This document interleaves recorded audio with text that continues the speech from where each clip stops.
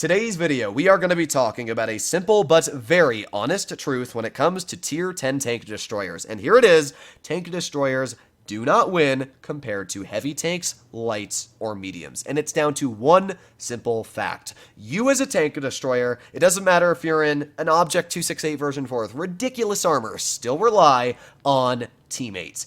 And relying on teammates in Blitz, oof, yeah, that's a pretty risky thing to do, isn't it? And that is why winning in any tank destroyer is a lot harder than it is in any other class. The only tank destroyer that is an exception to this is the Object 263, at least in my opinion.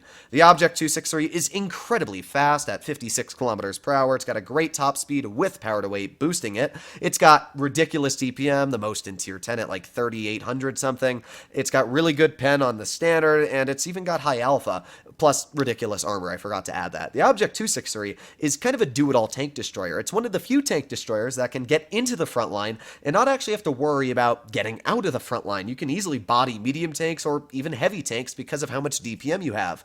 But apart from the 263, that is pretty much a self-reliant vehicle, all the other tank destroyers, even the 268 version 4, still rely on teammates. The 268 version 4 has 1,800 hit points, which doesn't go very far. Just 3 shells from a 60 TP and you're dead. Think about that, only 3 shells. And if you get hit by a 183, you're down to half health. So you have to be very careful in this vehicle. I started off playing this tank thinking that it was going to be absolutely insane because of its frontal armor. But then you start to think about the downsides on it and the fact that, well, let's think. The 60 TP is this tank because it's got 600 alpha, and with tungsten, you've got 690 on average, and this tank's average damage is 690. So basically, they have the same average damage apart from high rolling capabilities.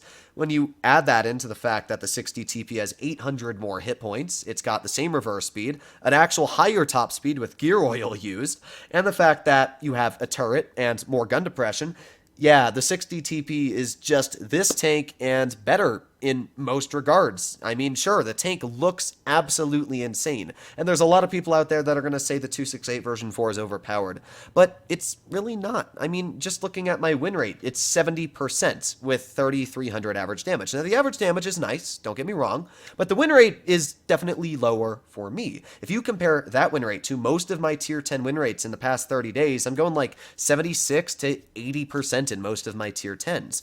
This tank, I'm going at 70% in. And it's not just me. Fatness, who I would say is the best player on the North American server, without a doubt, is also going around 70% in the vehicle for 22 games with 3,400 average damage, which is pretty similar to what I've been performing in. So I've really just deduced the fact down to the idea that, as I've always said in the past, tank destroyers just can't win.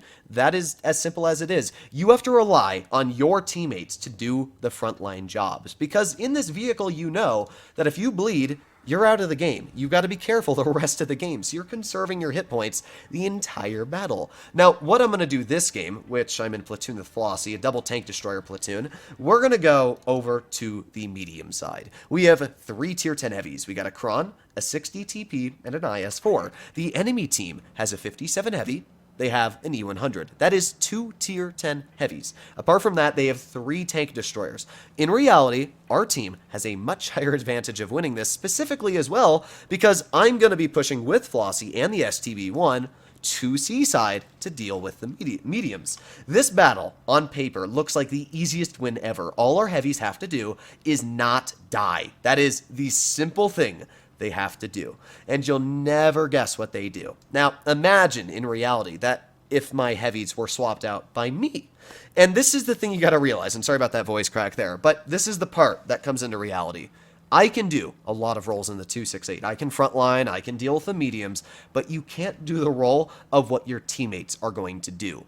And that's the fact that if your teammate was in, let's say my Kron, who's going to bleed all of his health in this game and do like 300 damage in the end. Let's pretend that Kron, who is instead in now a tank destroyer, stays at the back of the map, and I'm in the frontline heavy. I know that I still have the support of that tank destroyer behind me, and I can do the job while I'm giving the tank destroyer the spots. I can't rely on the same information for my heavy tanks, and that's the truth, because my heavies absolutely bleed and die in this battle. And so that's the sad part about tank destroyers and Blitz, is that you are reliant on teammates. And even though we've already cleared a Leopard 1, and we just took a ridiculous 1400 off of this oblivious 121. This guy would win an Oscar for most oblivious teammate in tier 10. I mean, look at this. We're clearing this 121 easily, and then we've got the grill over here. I'm easily going to tap for 644. Flossie's going to tap for 700 something. We've just brought 2 full health tanks down to 1 shots, and we've killed a tank. That is 3 vehicles we've effectively made useless in this battle, and the enemy team with less heavies is winning. I don't understand. I just don't understand how this is possible by any means. This is why tank destroyers do not win in Blitz. And this is why, even if you get a vehicle as insane as the Object 268 version 4, you're not going to increase your win rate by much. And this is why I don't think the tank is overpowered. Sure, its armor profile is broken. And as I always explain in every video, broken to me means game breaking. The armor on this tank in certain maps like Mines or a map like Falls Creek is definitely a bit busted, down to the fact that you can sit in front of opponents and they physically can't do anything to you. A good example would be this 57 Heavy. This player is inexperienced and shooting standard ammo at me instead of premium. And there's 1 bounce, there's 2 bounces, and there's 3. Yeah, there's the 3rd one. I was waiting. I didn't realize it took that long for the guy to shoot. By the way, that is the player that was able to clear tanks on our team. That's incredible to me that our heavies died to that player.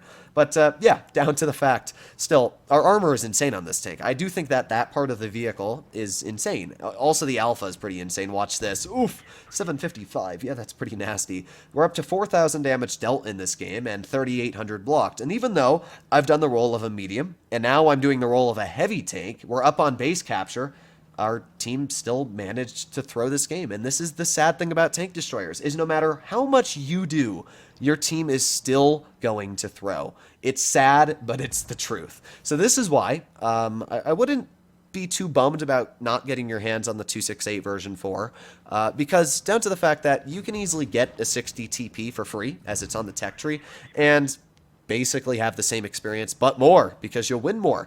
The tank's fun, don't get me wrong, it's really fun, and I'm going to keep playing it. I don't care if I have 10,000 battles in this tank in a year, and my win rate's still only 70% in the vehicle, because I'm enjoying this tank, and that's all I really care about. Sure, my teams might be doo-doo, but at least I know that I'm having fun while I'm being murdered. So, we've dealt 4,600 damage. We've blocked 4,500 damage, and now it's a 1 versus 3. Just think about that. The amount of effort I've had to put into this battle, and down to the fact that the enemy team still has another 1,800 hit points. That's literally 8,000 damage I could deal in this game. I've blocked 5,600.